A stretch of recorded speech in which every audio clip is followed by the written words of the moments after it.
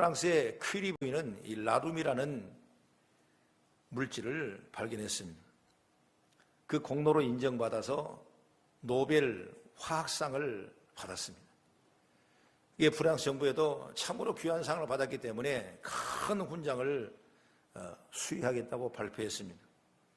그래서 기자가 이 소식을 전하려 큐리 부인에 찾아갔는데 글쎄요, 솔직한 심정은 저는 별로 기쁘지 않아요. 이렇게 말을 하는 것입니다. 아니, 왜 그렇습니까? 의외의 대답에 기자가 질문했습니다. 그는 모두들 알다시피 저는 과학자입니다. 저에게 필요한 것은 번지르르한 훈장이 아니라 훌륭한 연구소입니다. 이렇게 대답하는 겁니다. 마치 과학자에게 필요한 것은 좋은 시설의 연구소지 훈장이나 명예가 아니라는 것입니다. 이렇게 본다면 우리 인생도 똑같은 겁니다. 우리 인생에 제일 필요한 것은 바로 우리가 구원받은 겁니다. 많은 사람은 때로는 돈이 그리고 명예가 그리고 지식이 건강이 중요하다고 생각하지만은 글쎄요, 맞는 얘기죠. 중요하죠. 그러나 우리가 구원받지 못해 지옥 간다면 그것이 우리에게 무슨 소용이 있겠냐 그 말인 것입니다. 그러니 우리에게 제일 중요한 건 뭐냐면 바로 구원이라고 합니다. 그러면 우리가 구원받을 수 있는 길은 무엇일까? 바로 사람이 구원에 필요한 것도 뭐냐? 오직 예수님을 믿는 믿음인 것입니다. 선한 행위와 높은 지위 그리고 돈과 명예로는 절대로 구원받을 수 없습니다. 그걸 우리가 잘 알아야 합니다. 사람들은 세계 4대 성인을 바로 석가모니, 소크라테스, 예수, 공자 또 이렇게 흔히 얘기들 해요. 참 세상에 대단한 분들이고 훌륭한 분들입니다. 그래서 사람들이 성인이라 이렇게 말을 하게 되는데, 그런데 이 네 분 가운데 사람의 구원에 대해 말씀하신 분은 뭐냐? 오직 예수님 한 분밖에 없다 이것입니다. 나머지 세 분은 바로 인생을 살아가는 방법, 어떤 가치, 그리고 선한 행위, 철학 이런 얘기를 아주 귀하게 말씀해 본 그 누구도 사람의 죄에 대해서, 그 죄의 심판에 대해서, 그의 죄에 대한 결과에 대해서 얘기한 적은 아무도 없다 이것입니다. 바로 이 말은 이런 분들이 대단히 훌륭한 분들이고 위대한 스승이지만은 구원자는 아니란 말이죠. 그래서 구원을 말하지 못하는 것입니다. 그러나 예수님께서는 분명히 구원을 말씀하셨어요.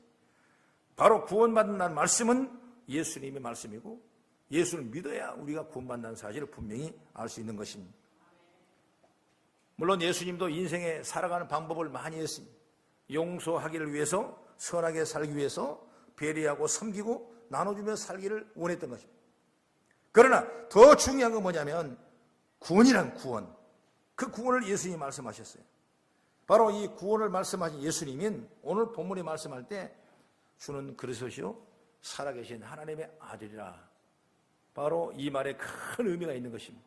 그래서 오늘 말씀을 같이 읽어보고 설교를 듣는 과정에서 과연 예수님은 어떠한 일을 하시는가라는 주제로 은혜 충만한 시간 주길 바랍니다. 그럼 첫째로 예수님은 우리를 구원하시는 구세주라고 말해요. 구세주. 오늘 같이 읽은 성경에 예수님은 제자들에게 사람들이 나를 누구라 하느냐 물었어요. 그러니까 사람들의 생각은 다 다를 수 있어요. 성경이 오늘 본문의 말씀 보면은 더러는 세례 요한이라고 합니다.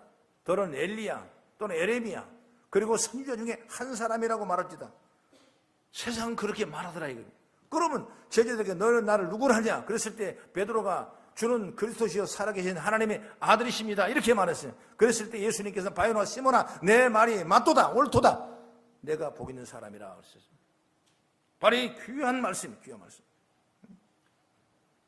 바로 세상 사람들이 예수님을 세상의 훌륭한 사람 비유한 것도 정말 칭찬하고 있는 사람이죠. 그러나 예수님은 그렇게 역사상 유리한 사람과 다른 분이에요.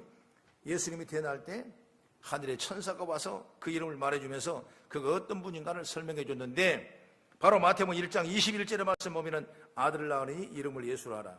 이는 그가 자기 백성을 그들의 죄에서 구원할 자심이라 하니라. 이렇게 말씀합니다. 아이가 태어났는데 그 이름을 예수라 했다 이것입니다.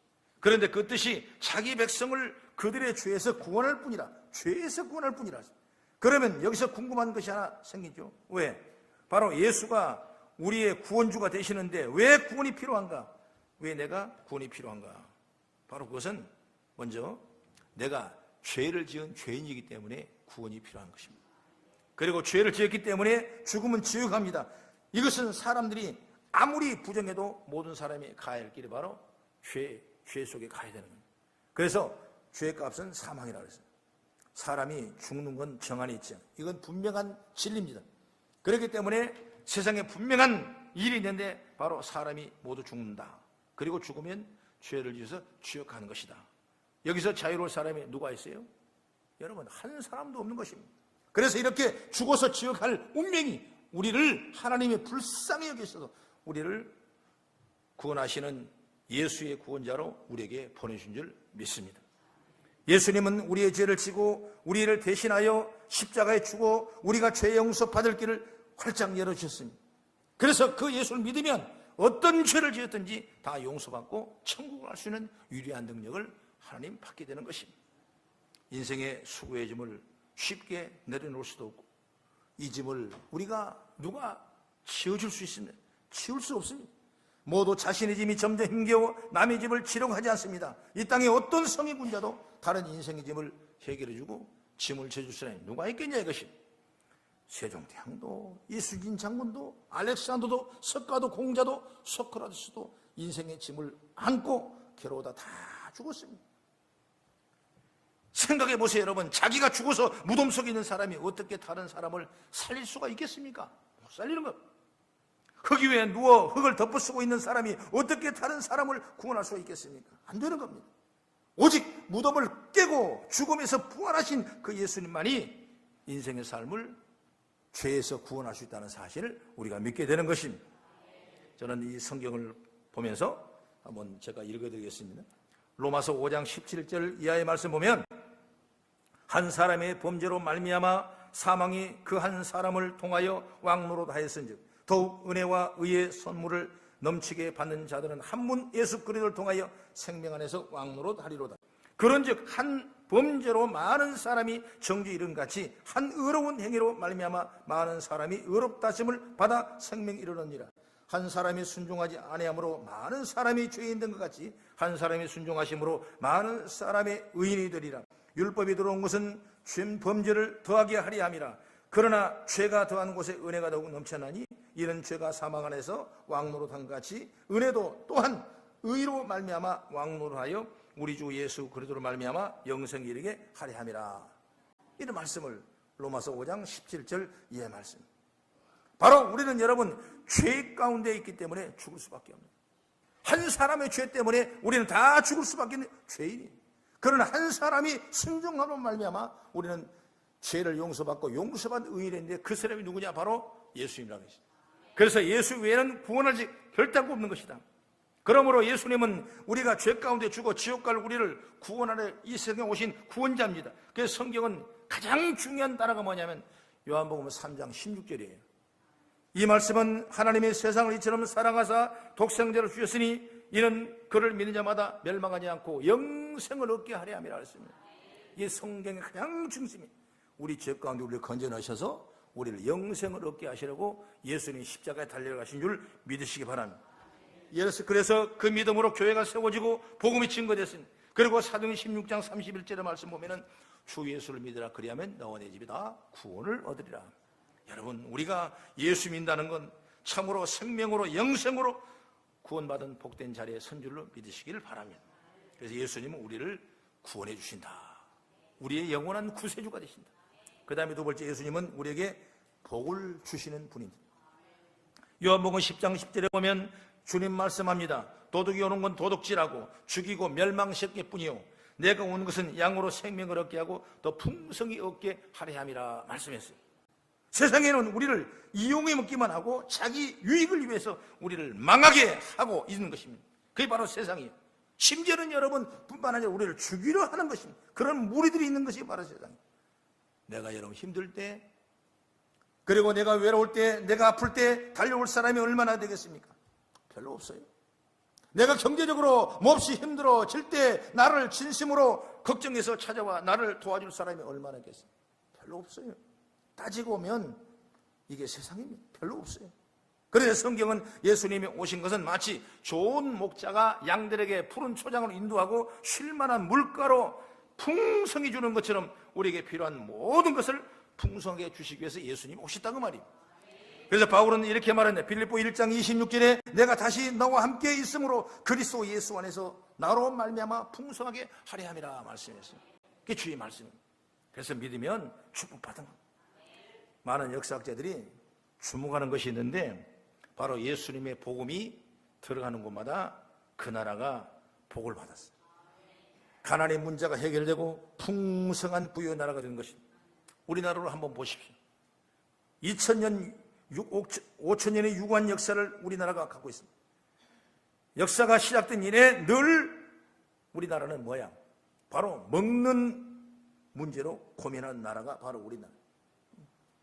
바로 사계가 다 여름 더운 날 같으면 여러분 별로 먹는 데 별로 치우치잖아. 왜? 뭐 눈만 뜨면 먹는 것이 많이 있으니까. 그러나 우리나라는 사계가 있기 때문에 무엇을 먹을까, 무엇을 입을까, 무엇을 마실까 이런 일에 끊임없는 고민과 걱정을 했던 나라가, 가난한 나라가 바로 우리나라. 우리 너무 잘 알지 않습니까? 우리나라의 역사를 잘 압니다. 물론 뭐 왕족이라든가 또 위에 어느 상위계층은 잘 먹을 수가 있겠지만 그 외의 모든 국민들은 어렵고 힘들고 사는 사람이 바로 우리나라인 것입니다. 때로는 수만 명이 사람들이 굶어 죽은 나라고. 그러다 보니까 먹는 문제로 고민한 나라가 우리나라예요. 그래서 우리나라는 안 먹는 것이 없고 못 먹는 것이 없는 나라가 우리나라. 왜? 먹고 살아야 하니까. 수천 년 동안 우리나라는 먹고 사는 것이 제일 큰 문제였다. 그러나 지금은 여러분 달라졌습니다. 그전에 못 먹어서 죽은 사람이 수두룩했는데 이제는 살쪄서 죽게 생겼다고 난리가 되는 나라가 바로 우리나라. 언제부터인가? 바로 우리나라에 기독교가 들어와서 복음이 확장돼서부터 우리나라는 변화되기 시작하는 것입니다. 여러분 6.25 동란을 통해서도 얼마나 가난했습니까? 일제강점기도 얼마나 어려웠습니까? 먹을 양식이 다 빼앗기고 없습니다. 그 어려운 환경 속에 하나님이 이 나라 이 민족을 보호와 사랑하셔서 예수의 복음을 던져줬던 것입니다. 그래서 그 복음을 믿는 이 민족 그리고 교회가 세워지는 이 나라 하나님이 큰 은혜를 공급해 주시고 풍성한 열매를 맺을 수 있도록 우리나라에 축복하셨던 것입니다. 얼마나 부유했고 얼마나 넉넉합니까? 바로 우리나라에 이제 정말 더 큰 축복을 받아야 되는데 하나님이 이렇게 나라를 축복하시고 하나님이 함께 하셨다는 걸 잊어버리고 망각하고 이제 하나님 없이도 살겠다는 생각을 가진 겁니다. 예수만 믿어야 구원받느냐? 아니다. 내가 선한 일하고 다른 신을 섬기고 다른 뜻을 통해서도 구원받는 것이다. 이런 다원 구원의 사상이 이 풍요 속에서 끊임없이 나타나기 시작했고 사람은 인격과 윤리와 도덕을 세워가면서 동성애를 주장하면서 이제 동성애법을 합법화시켜달라고 아우성입니다. 동물도 하지 않는 동성애를 사람이 할 수 있도록 법적으로 만들고 여러분 군대에서도 이 동성애법이 그대로 통과할 수 있도록 만들어놓은 우리나라가 이게 얼마나 무지하고 몽매한 사실을 우리는 보게 되는 것입니다. 여러분 어려울 때는 그걸 몰랐어요. 그러나 먹고 살만하고 입고 쓸만하고 그런 풍요한 넉넉한 나라 할 때 사람이 다른 생각을 품게 되어 있는 것입니다. 저도 시골 사람이지만 시골에 한번 가보면 얼마나 부유하고 잘 사는지 몰라요. 우리 어머니한테 우리 어머니가 저한테 말씀해요. 85세인데 나는 안 죽을란다. 그래서 아니 왜 안 죽으실래냐고 이제 죽으실 텐데 그러면 이 좋은 세상 내가 왜 죽냐? 병원에 가면 다 치료해주고 연금 나오지 이 마당 앞에까지 아스팔트 길을 다 깔아줬지 내가 왜 죽냐? 아니, 나 100살 더 살란다. 그래, 어머니 사십시오. 그거 사십시오. 여러분 그렇게 좋은 세상이에요. 좋은 세상. 어떤 질서만 잘 지키고 윤리와 도덕만 잘 지키고 나간다면 우리는 절대로 굶지 않는 세상이 바로 우리나라 민족이에요. 그런데 이 문제가 어려운 이 어려운 문제. 하나님은 여러분 예수 그리스도의 믿음의 복음이 선포되는 곳에 이렇게 놀라운 역사를 채워주신 것입니다. 유명한 역사학자 아놀 톨빈이 이렇게 말합니다. 사도 바울이 아시아로 가서 복음을 전하고 교회를 세우려고 자기 고향 쪽으로 돌아갔다가 그날 밤에 마게도냐에서 그리 가지 말고 이쪽으로 오라고 해서 배를 타고 마게도냐 유럽으로 갑니다. 그래서 유럽에 가는 배가 닿는 꿈마다 그 문명과 문화가 발전하고 큰 부위를 이뤘어요. 저도 동남아 지역 이슬람의 국가 그리고 다른 우상을 섬긴 나라 가면 정말 가난하거나 빈국하고 너무나 못 살아요. 그러나 유럽에 가면 먼저 예수를 받은 그 나라는 참 보니까 너무나 잘 삽시다. 너무나 부럽습니다. 너무나 잘 삽시다. 여러분, 아무것도 없는, 가진 것 없는, 자원이 없는 나라가 6만 불 이상 되는 GNP를 가지고 있는 나라예요. 여러분, 돈이 쓸데가 없는 겁니다. 바로 그것이 유럽의 나라예요. 우리가 믿음으로 지키고 있다는 것이 얼마나 감사한지. 할렐루야. 복음이 들어간 보다 문화가 문명이 발달하고 사람들이 살만한 세상이 되더라 이것입니다. 여러분, 이처럼 예수 구원 외에는 다른 자가 없습니다. 하나님의 놀라운 능력과 축복이 오늘 우리 나라의 민족도 있기를 주 이름으로 축원합니다. 성경은 말합니다. 히브리서 6장 14절에 말합니다. 하나님의 믿음의 사람에게 아브라함에게 이렇게 말합니다. 내가 반드시 너에게 복을 주고 복 주며 너를 번성케 하고 번성케 하리라 말씀했습니다. 출애굽기 20장 5절 6절의 말씀 보면은 우상에 절하지 말라, 그것들을 섬기지 말라, 나 내 하나님 여호와는 질투하는 하나님인즉 나를 미워하는 자의 죄를 갚되 아버지로부터 아들에게로 3~4대까지 이르게 하거니와 나를 살아가고 나의 계명을 지키는 자에게는 내가 1000대까지 내게 은혜를 베푸리라 말씀했습니다. 너무나 귀한 말씀. 우리가 하나님을 믿는다는 건 축복이에요. 축복이요. 나는 우리의 부모들이, 그 외의 부모들이 정말 예수 믿는 가정이 얼마나 부러운지 모르는 것입니다. 여러분, 그 믿음을 가지고 우리가 그 믿음을 받아들이고 있다는 건 복 중에 복 중이고 나는 축복 중에 축복이라 생각합니다. 하나님을 섬기는 사람에게 주시는 복이에요. 할렐루야. 우리에게 복을 주시는 예수님, 그 예수님 바로 이런 분이에요. 그러므로 우리가 항상 예수 믿고 축복받은 믿음의 지혜가 열리기를 주 이름으로 축복합니다. 그 다음에 세 번째, 예수님은 우리와 늘 함께 하시는 분이다. 예수님은 우리를 함께 내버려 주지 않는 것입니다. 항상 함께 하는 겁니다. 어려울 때, 힘들 때, 내 힘으로 감당하지 못할 때 주님은 늘 나와 함께 동행하시며 인도하신 분이 누구냐? 바로 예수님. 한 노인이 암에 걸려 누웠습니다. 누가 찾아와도 그런 마음을 열지 않고 치료를 거부합니다. 내가 왜 이 병이 걸리하느냐? 그리고 탄식하고 그리고 반항합니다. 식사도 만남도 다 거부합니다. 심지어 고함을 지르고 병실에서 난동을 부리기 시작합니다. 자녀들도 가족들도 다 난감한 상황이에요.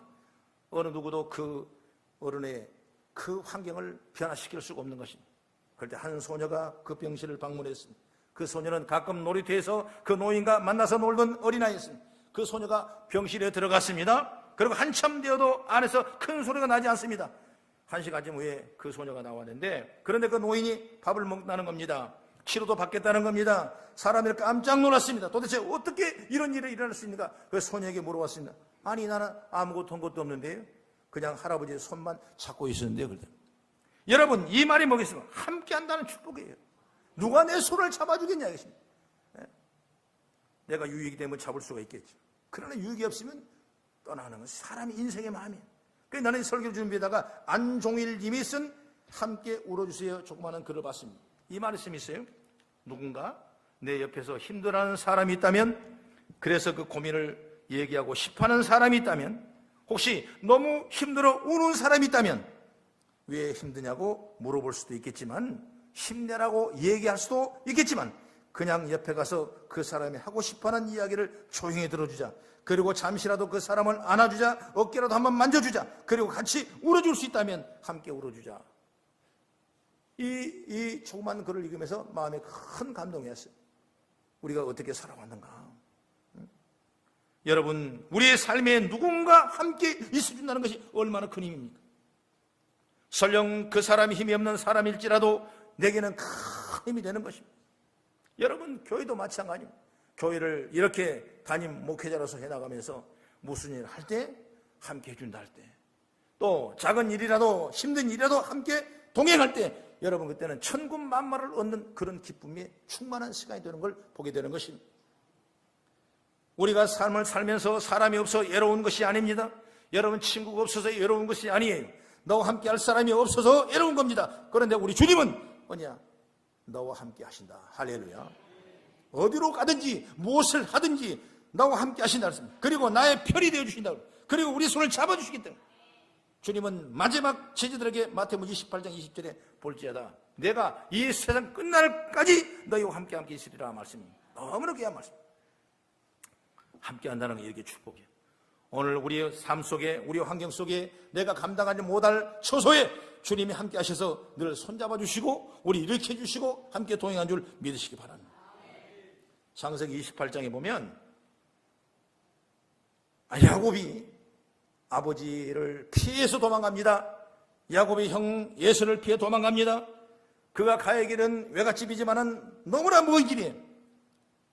첫날 밤에 추운 어려운 그 노숙을 하면서 돌을 베개 삼아서 베고 있었을 때 그는 주의 사자를 만납니다.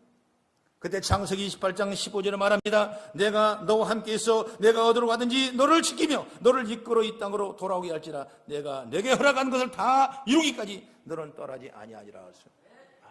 함께 하겠다는 거예요. 다시 돌아올 때까지 어디까지 가든지 내가 너와 함께 동행하고 함께 하겠다는 겁니다. 떠나지 아니하겠다는 겁니다. 결국 여러분 야곱이 이렇게 놀라운 두때 셋때 축복을 받고 20년 동안 어려운 험악한 세월을 보냈나이다. 이렇게 증가할 만한 위대한 발걸음에는 뭐냐? 이 말씀이 떠나지 않은 것입니다. 할렐루야. 오늘 저와 여러분이 함께 하신 줄 믿으시기 바랍니다. 야곱이 함께 하실 것을 약속하신 하나님처럼 예수님은 우리가 예수를 믿기만 하면 우리에게 동일하게 함께 하신다는 약속을 주시고 있다 이것입니다. 그러므로 우리 함께 하시는 주님은 우리와 함께 하셔서 우리에게 늘 기쁨과 평안을 주십니다. 요한복음 14장 27절에 보혜사 성령을 보내주면서 이렇게 말합니다. 평안을 너에게 끼치노니 곧 나의 평안을 너에게 주노라. 내가 너에게 주는 것은 세상에 주는 것 같지 아니하니 너희는 마음에 근심하지도 말고 두려워지도 말라. 할렐루야. 하나님은 2000년 동안 예수 그를 통해서 우리 가운데 직접 오셔서 도성인신하여서 우리의 죄를 구원하게 하시고 우리와 동행하시게 하시고 우리의 영원한 천국을 예배하게 하시고 오늘도 지금도 오늘 주님의 여호와 목자가 되시고 우리를 인도하신 줄 믿으시기 바랍니다. 할렐루야. 나 우리나라 착금의 일을 보면 얼마나 어려워요. 참 이건 웃음거리밖에 안 되고 정말 그러나 이것은 우리 남의 일이 아니야. 남의 나라가 아니야. 우리나라 일이에요. 그러나 하나님께서는 우리나라에게 큰 축복을 주실 줄 믿습니다. 일제 36년에 해방을 맞이하고 전국가 세웠을 때 국회의사당에 국무회의를 처음으로 주재할 때 어떻게 시작한지 압니까? 우리 하나님 앞에 기도하며 시작합시다. 그러면서 기도의 문이 있었습니다. 기도의 문. 이렇게 국회가 시작했던 것입니다. 그래서 정말 교회가 세워지고 수많은 교회 직분자들이 나라와 민족과 화평과 부여와 자녀들의 삶을 위해서 얼마나 많은 기도와 열성을 가지고 구했습니까? 그래서 이 나라가 이렇게 발전하는 거예요. 너무 많이 발전했습니다. 근데 지금 뭐가 됩니까? 백주 대로상에 광화문 내거리에서 구판을 벌리고 있었지 않습니까? 여러분 국회의사당에서 구판을 벌리고 구구를 위해서 점을 치고 있었습니다. 하나님이 이걸 기뻐하시겠냐 이것입니다. 하나님은 분명히 이 문제를 하나님이 흔들으신 것 같아요. 이 말은 뭐냐면 하나님이 이 나라 임족에게 함께하고 싶다는 사실을 우리가 보게 되는 것입니다. 가만히 놔두면 더 썩어지기 때문에 이제 눌러봅니다. 눌러보니까 쥐새끼가 꽥 하고 나오는 거예요.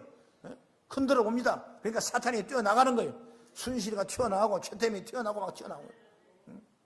그러니까 하나님이 더 좋은 걸 주시려고. 나는 그렇게 생각해요.